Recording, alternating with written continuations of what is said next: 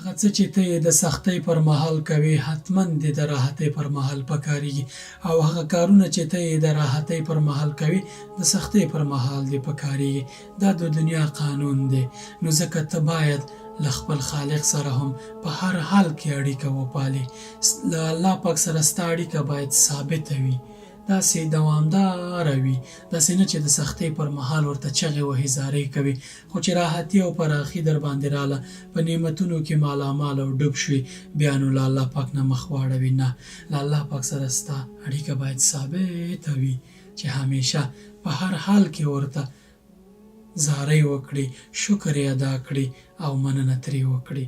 ته چې شکر ادا کړې، الله پاک به دې دغه نعمتونه همیشه درته دوامداره لري. ناځواني به نه کوي، نیمه لارې ملګرتیا به نه کوي، بلکې دوامداره. په هر شیبه ته الله پاک ته اړتیا لري.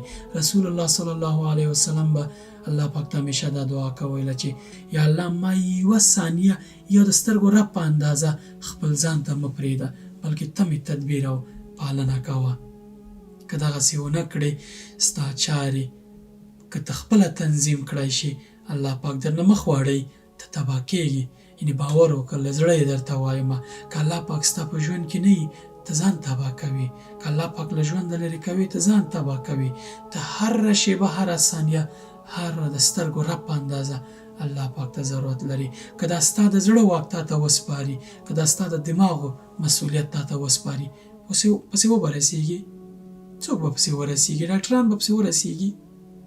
نو بیا خو د الله پاک مننه پکار ده، د الله پاک شکر کول پکار دي، الله پاک نه همیشه منندوی اوسېدل پکار دي.